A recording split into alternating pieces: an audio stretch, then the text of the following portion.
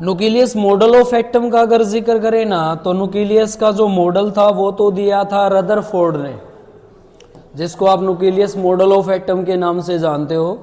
काफ़ी प्रचलित रहा ये रदरफोर्ड का मॉडल, जो बाद में जाके न्यूक्लियस मॉडल ऑफ एटम कहलाया।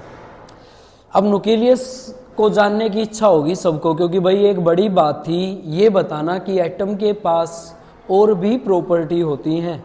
एटम अपने आप में एक स्मॉल पार्टिकल नहीं होता, उसके साथ बहुत सारे और भी पार्टिकल रहते हैं जो अलग अलग फॉर्म में पाए गए, और उनको पाने का रीज़न था कि हमारे पास कोई भी एटम जो रहता है उस एटम के सेंटर पे एक पॉजिटिव चार्ज पार्टिकल रहता है जिसको बोला जाता है न्यूक्लियस।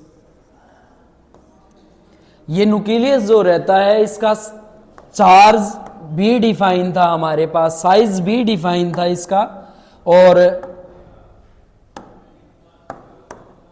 साइज के साथ हमें कुछ और कंपैरिजन करने को भी मिल गया था रेडियस के साथ। जो इस न्यूक्लियस से सरफेस तक की रेडियस थी r, जिसकी वैल्यू भी हमारे पास थी 10⁻⁻10 मीटर। और इस रेडियस, इसका जो न्यूक्लियस था, इस न्यूक्लियस की भी मान लो कोई रेडियस है, वो भी हमें मिल गई थी। वो कितनी थी? 10⁻⁻14 या 10⁻⁻15 मीटर, ये हमें मिल चुकी थी। अब इसके मिली कैसे, उसके लिए हमने एक्सपेरिमेंट किया था जिसको हम अल्फा स्कैटरिंग रे पार्टिकल एक्सपेरिमेंट बोलते हैं, जिससे हमें एक और चीज मिली थी कि ये वाली जो जगह है खाली, ये एक एटम के पास ऐसी जगह है जो फ्री स्पेस कहलाती है। मीन्स हर एक पार्टिकल के पास इतनी जगह है जिसमें बहुत सारी जगह तो खाली पड़ी हुई है, और बहुत सारी जगह खाली पड़ी हुई है तो वो चीजें छोटी तो नहीं होंगी। और ये जो हम इसकी कोर रिप्रेजेंट कर रहे हैं, एक्चुअल में ये कोर नहीं है, ये वो ऑर्बिट है जहां पे इलेक्ट्रॉन क्या कर रहे हैं? मोशन कर रहे हैं। यही तो एक्सपेरिमेंट था कि इलेक्ट्रॉन कहां रिवॉल्व होते हैं? किसी भी स्मॉल पॉजिटिव चार्ज पार्टिकल के अराउंड, एक फिक्स ऑर्बिट में। ये किसने बता दिया था? बोर मॉडल ने। तो दोनों का कुछ तो मिला जुला था। ये सारे मॉडल इंडिपेंडेंट मॉडल हैं, और हर किसी को कंप्लीट नॉलेज किसी के बारे में भी नहीं है। हर किसी का जो भी नॉलेज थी ना, वो मिली जुली नॉलेज है। ठीक है। इस एक्सपेरिमेंट में इसने, रदरफोर्ड ने जब एक्सपेरिमेंट किया तो गोल्ड फॉइल यूज की, और गोल्ड फॉइल, गोल्ड का एक एटम जो था वो उसी का मास, उसी के ऊपर प्रेजेंट चार्ज हीलियम के बराबर उसने यूज किए थे। यानी कि हीलियम के चार्ज उसने यूज किए थे इसको फाइंड करने के लिए, जो बाद में फेलियर रहा, क्योंकि हर किसी के पास हीलियम में ब्रेक हो ऐसा पॉसिबल नहीं है, किसी में हाइड्रोजन भी होंगे। ठीक है, तो इसलिए इसको हमने फेल साबित कर दिया था। लेकिन जो बोर मॉडल था उसने इसी एक्सपेरिमेंट में थोड़ा सा चेंज करके ये जो न्यूक्लियस था वो किसके लिए निकाल दिया था? हाइड्रोजन के लिए निकाल दिया था, H के लिए। ठीक है। अब सबको ये जानने की इच्छा होगी कि भाई ऐसा इस न्यूक्लियस के पास खास क्या है जो पूरे एटम की कॉन्फ़िगरेशन देता है। ठीक है, तो अब हमने इसको जानना था। अब सबको ये इच्छा हुई कि भाई रेडियस सबको पता है, तो इसकी स्फीयर का एरिया निकालना तो इजी हो गया है। 4/3πr³ निकल जाएगा ना। r ऑलरेडी हमारे पास है। अगर r की वैल्यू इतने मीटर है तो इसका एरिया तो और ज्यादा नहीं हो जाएगा? हो जाएगा ना, क्योंकि क्यूब करेंगे तो कितना हो जाएगा? 10⁻⁻10। बार क्यूब है तो 3 से और मल्टीपल कर दो, 12 हो जाएगा। ठीक है, पॉजिटिव 12 में चला जाएगा। आप उसको 10 से ओ करोगे तो 10 इंटू में इनवर्स करके, क्योंकि ये कहता है किसी भी न्यूक्लियस का साइज, जो ये न्यूक्लियस है ना, ये इस एटम सरफेस से तकरीबन कितना छोटा है? एक एटम का 10,000 लिखवाया है ना। ये कोई भी न्यूक्लियस किसी भी एटम के साइज से कितना छोटा होता है? 10,000। तो इसका जो एटम की स्फीयर हो तो बहुत बड़ी होगी ना, और 3 गुना और बढ़ेंगी तो 3 पावर और बढ़ जाएंगी, ठीक है, 3 पावर मतलब 3 टाइम्स और ये इंक्रीज हो जाएगा। तो ये चेंज करने का एक मेथड लगाया गया था। तो हमें ये चीज थी कि भाई एटम है ना काफी एक पावरफुल अजम्पशंस है, जिसके पास अपनी एक पावर है, जिसके अकॉर्डिंग उसने पूरे स्ट्रक्चर को मैग्नीफैक्चर करके रख रखा है। अब हमें इस स्ट्रक्चर के बारे में अलग अलग राय लेनी थी, अलग अलग साइंटिस्ट की थ्योरी देनी थी इसके ऊपर, ठीक है। तो उन थ्योरी को हम बेसिक में पढ़ते हैं। सबसे पहले हम न्यूक्लियस स्ट्रक्चर ऑफ एटम को जानते हैं। 1930 में एक साइंटिस्ट थे, 2 साइंटिस्ट थे, बोथर एंड बिकर, 2 साइंटिस्ट थे जिन्होंने इकट्ठा काम किया और 1930 में इन्होंने इसके ऊपर एक छोटा सा एक्सपेरिमेंट करके देखा। उस छोटे से एक्सपेरिमेंट को हम पढ़ते हैं। ये बेसिक में ही है सारा, आएंगे तो नाम आएंगे और एक्सपेरिमेंट में क्या बताया ये आ सकता है, ठीक है। तो आज हमारा रहेगा स्ट्रक्चर ऑफ न्यूक्लियस।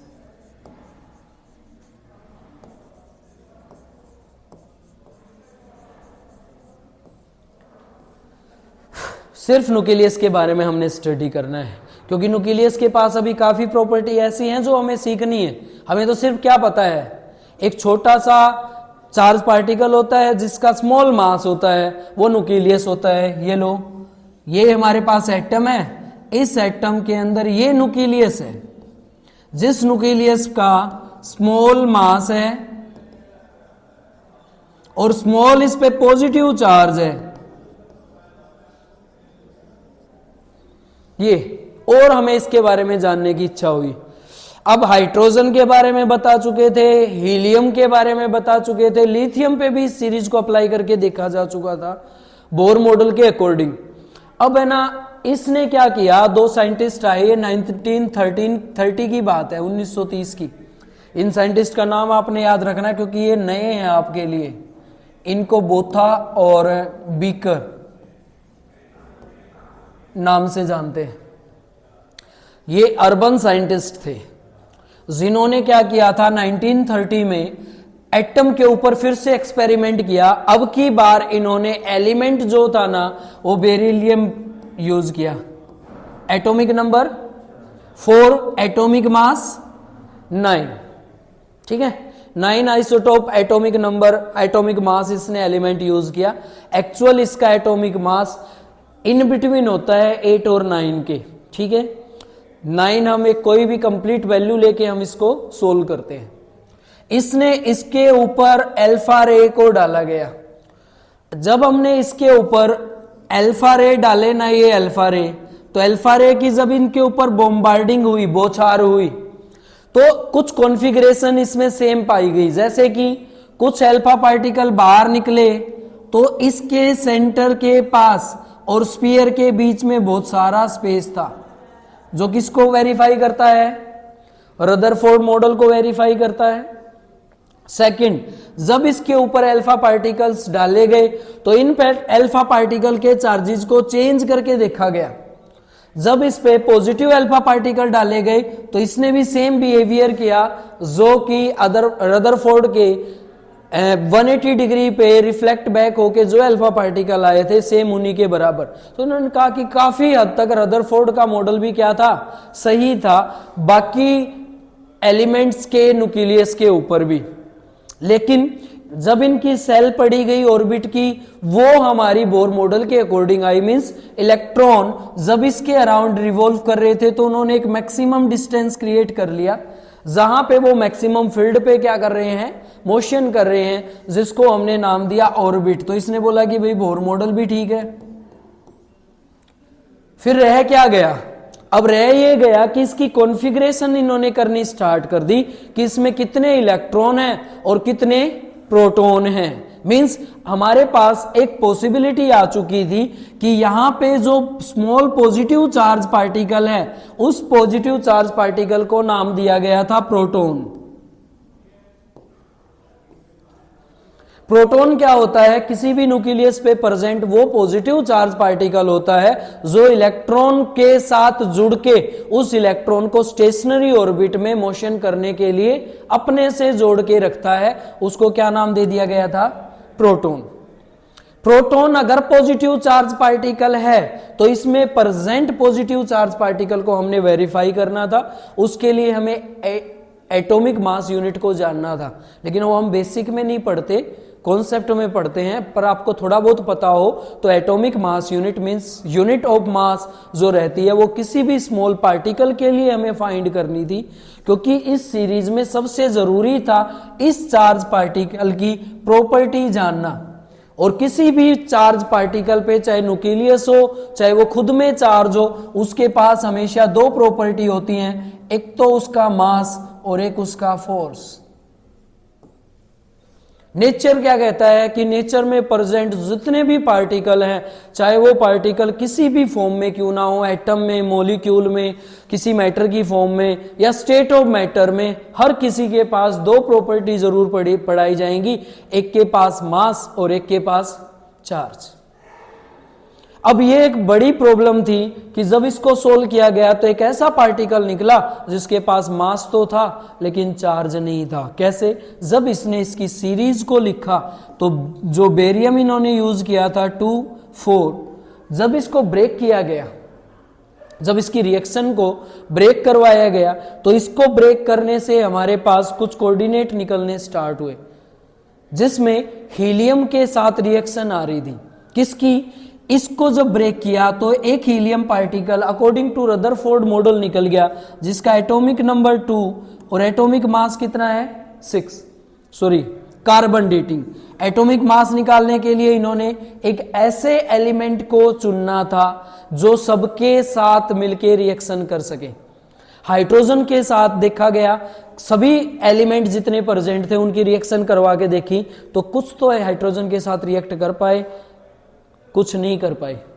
फिर ऐसे ही सभी एलिमेंट ढूंढने थे जिनकी एक ऐसा हमारे पास एलिमेंट मिल जाए जो सबके साथ कंपाउंड बना सके, सबके साथ रिएक्शन कर सके, और ऐसा एलिमेंट हमें मिला कार्बन।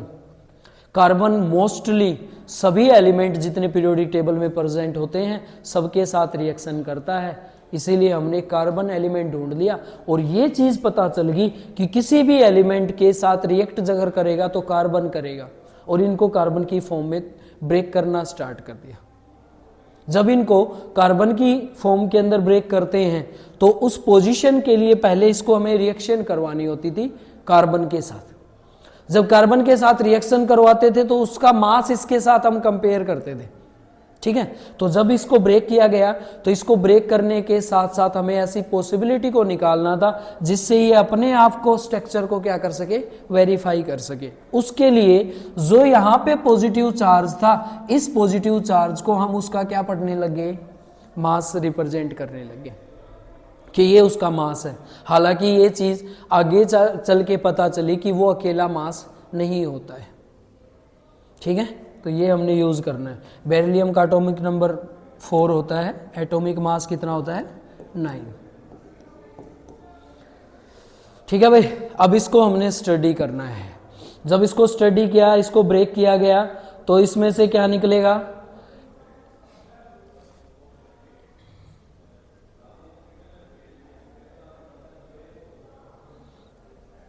एटॉमिक नंबर 4 बेरिलियम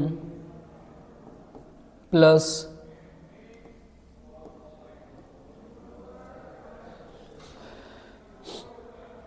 क्या हुआ, एक बेरिलियम के सब पार्टिकल्स में ब्रेक किया गया। इसी की सेकंड फॉर्मेशन, जब इसको हम ब्रेक कर रहे थे ना तो हमारे पास क्या आया, इसी का आइसोटोप चेंज होके आया, जिसमें इसका एटॉमिक मास जो था वो दो तरह से अलग अलग डिस्ट्रीब्यूट हो गया। जिसमें एक चार्ज पार्टिकल ऐसा था जिसका मास तो था लेकिन उसके पास क्या नहीं था, चार्ज नहीं था। वो सेल में हमें न्यूट्रॉन के पास पॉजिटिव चार्ज पार्टिकल के पास गिरा हुआ मिला। मींस इनका ये मानना था कि अकेला पॉजिटिव चार्ज पार्टिकल न्यूक्लियस पे नहीं होता है। इस पॉजिटिव चार्ज पार्टिकल के साथ, इस पॉजिटिव चार्ज पार्टिकल के साथ, हाँ जी बेटा, हैप्पी बर्थडे बेटा, थैंक यू बेटा जी। किसने खानी भाई मिठाई, ये ले, सर्दी उतर जाएगी।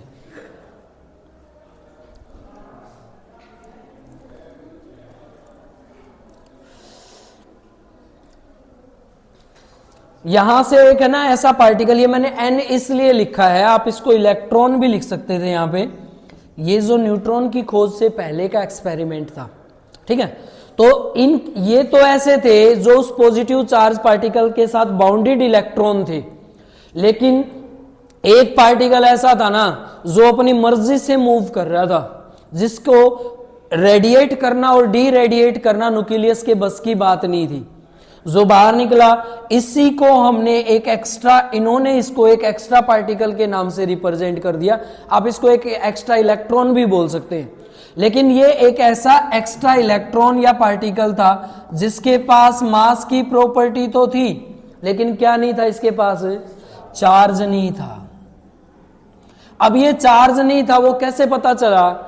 ये जो था ना वो न्यूक्लियस से, इनका मानना ये था कि ये न्यूक्लियस के अगर बराबर मास का भी है और इसके ऊपर अगर कोई चार्ज पार्टिकल होगा तो ये न्यूक्लियस या तो इसको रिपेल करके अपने से दूर कर देगा, या नेगेटिव चार्ज होगा तो ये उसको अट्रैक्ट कर लेगा, और इसकी वजह से इलेक्ट्रॉन चारों तरफ घूमते हैं। भाई ये नेगेटिव होगा तो इलेक्ट्रॉन को रिपेल कर देगा, और इलेक्ट्रॉन क्या करना शुरू कर देंगे, घूमना शुरू कर देंगे।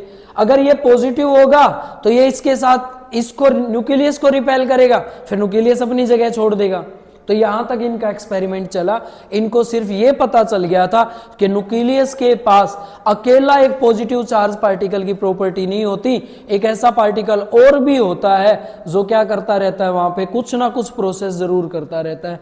इसलिए इन्होंने रदरफोर्ड मॉडल के भी मॉडल को क्या कर दिया था, ठुकरा दिया था या गलत साबित कर दिया था कि भाई वो मॉडल ऐसे काम नहीं करता है। ठीक है, तो अब है ना सबके माइंड में ये आना स्टार्ट हो गया कि भाई कोई ना कोई इसके पास और भी प्रॉपर्टी है जो क्या हो रही है, छूट रही है। वो समझ नहीं आ रही है कि वो प्रॉपर्टी क्या है। अब उसके ऊपर एक्सपेरिमेंट करना स्टार्ट कर दिया, और 1930 के बाद 1932 में 1932 में यहां पे भी आपके दो साइंटिस्ट थे, एक तो मैडम क्यूरी के हस्बैंड जो थे पियरी क्यूरी, वो थे, साथ में थे आपके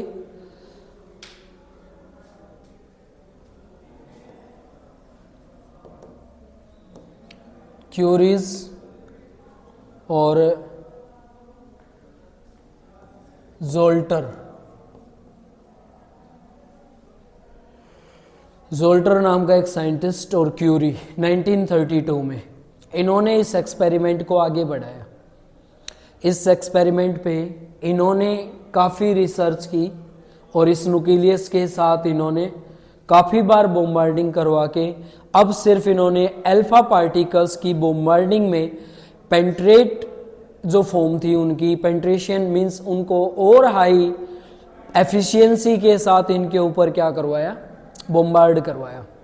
और जब इनके ऊपर हाई एफिशिएंसी से बॉम्बार्डिंग करवाया तो इनका ये मानना था कि न्यूक्लियस पे प्रेजेंट जो एक तो पॉजिटिव चार्ज है और इसके साथ एक और कोई पार्टिकल पड़ा हुआ है, ये नहीं पता वो किस चार्ज का है, वो ब्रेक हो जाए और कम से कम हम उसके बारे में ये जान लें कि वो है क्या।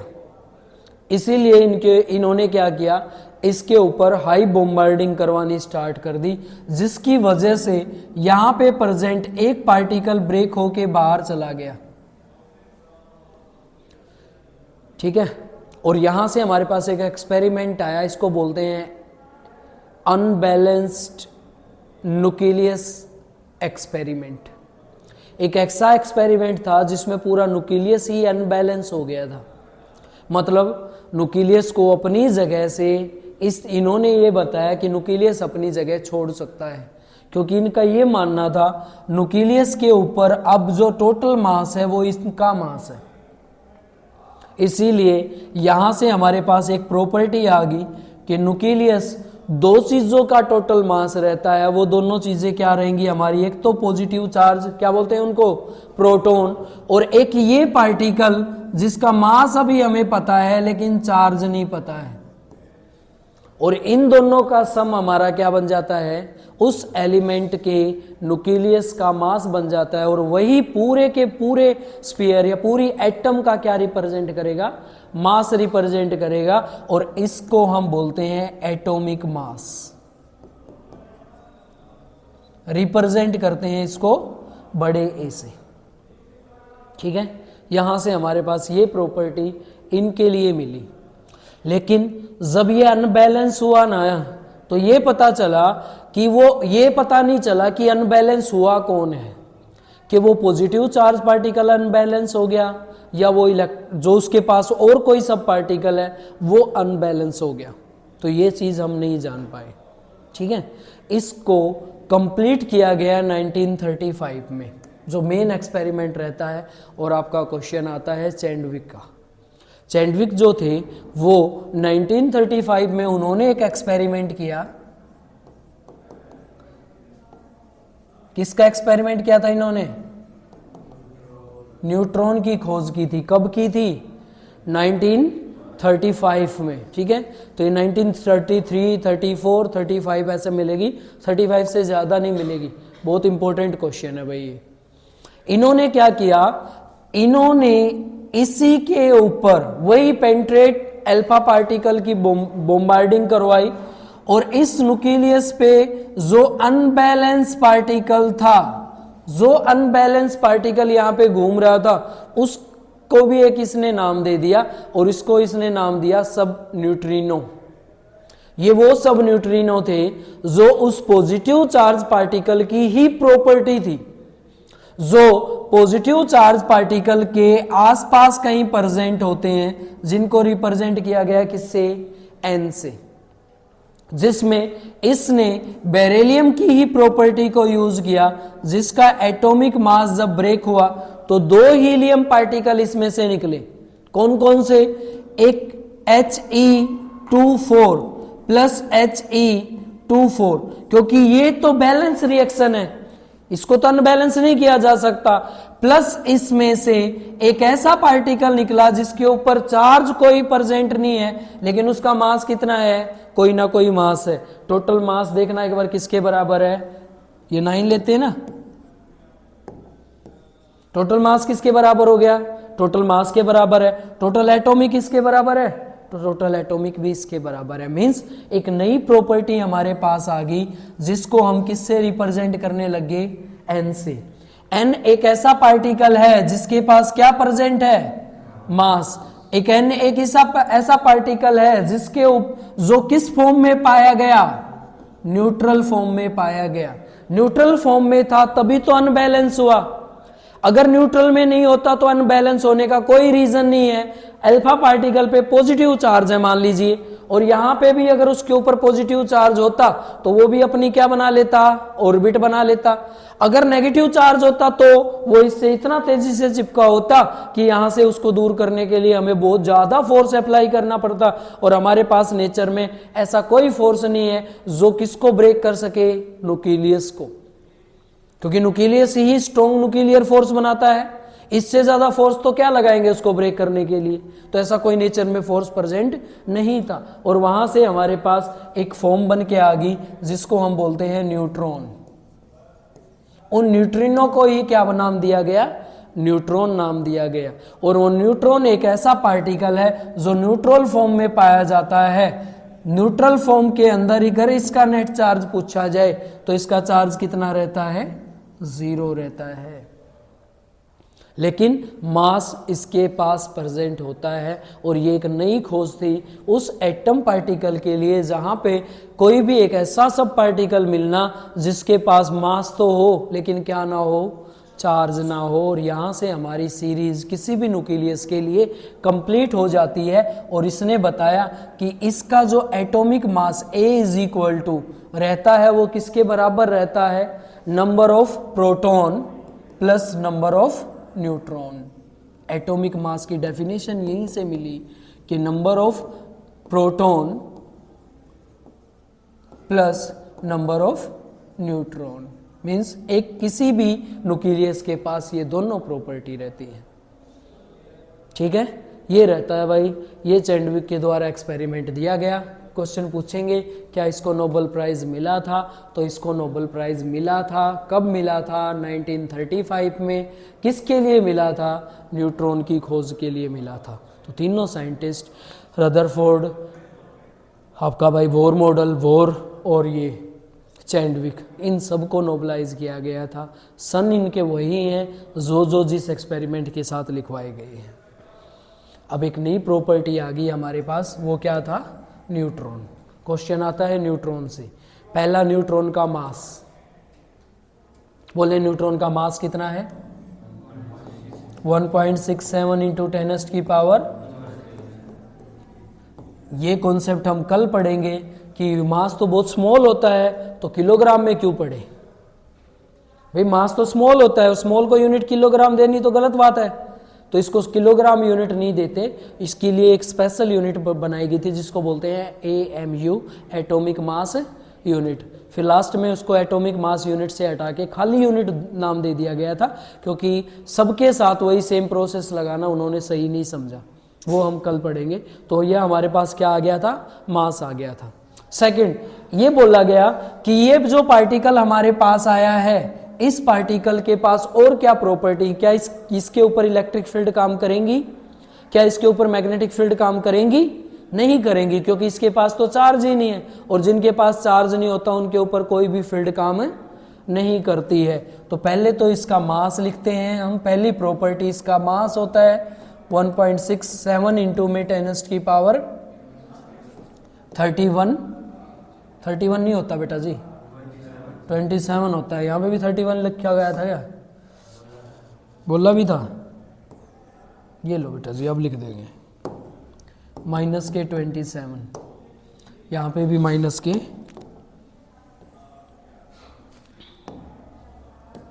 27 kg। सेकेंड प्रॉपर्टी, इसके पास चार्ज नहीं होता, तो बिना चार्ज के है, ये मीन्स न्यूट्रल फॉर्म में ये आपको मिलेगा। तो इसका नेचर पूछे तो कैसा होता है ये? न्यूट्रल। थर्ड, इसकी कोई भी इलेक्ट्रिक फील्ड और मैग्नेटिक फील्ड की प्रॉपर्टी नहीं होती है, इसके ऊपर कोई इलेक्ट्रिक फील्ड और मैग्नेटिक फील्ड कोई काम नहीं करेगी। इलेक्ट्रिक फील्ड अगर इसकी आ जाए ना प्रॉपर्टी, तो 2-3 प्रॉपर्टी आप लोगों को ये पता होनी चाहिए। मैग्नेटिक फील्ड नॉट प्रोसेस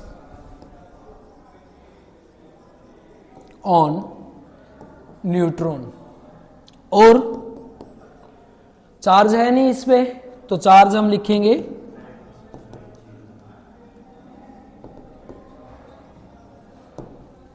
ठीक है। ये था भाई न्यूट्रॉन। अनबैलेंस न्यूट्रॉन ने फिर क्या किया? कहां गया ये अनबैलेंस? अगर हो गया तो, अगर ये अनबैलेंस हो भी जाता है तो या तो ये इससे बाहर ही चला जाएगा, और बाहर चला गया तो वो आपके पास आइसोटोप मिलेंगे जिनमें मास की प्रॉपर्टी कांस्टेंट रहती है, चेंज नहीं होती है। ऐसा हो सकता है कि ये चला जाए बाहर, कोई बड़ी बात नहीं है। हाई बॉम्बार्डिंग करवाओगे तो ये ब्रेक हो जाएगा, ठीक है। और जब ये बाहर चला जाए तो इसके बाहर जाने से आपके पास सिर्फ और सिर्फ प्रोटॉन रह जाएंगे, जो किसके बराबर काउंट किए गए थे? इलेक्ट्रॉन के बराबर। तो एक थ्योरी मिलती है, इलेक्ट्रॉन कितने हैं? तो इलेक्ट्रॉन प्रोटॉन के बराबर रहते हैं, ठीक है भाई। तो ये कुछ बेसिक रहता है इसका। यहाँ से इसके कॉन्सेप्ट आपके टॉपिक स्टार्ट हो जाएंगे। पहला स्ट्रक्चर ऑफ जो न्यूक्लियस है वो हम पढ़ेंगे। स्ट्रक्चर ऑफ न्यूक्लियस के लिए अब हमें ज़रूरत है एटॉमिक नंबर की। एटॉमिक नंबर जो रहेगा वो नंबर ऑफ प्रोटॉन रहेंगे।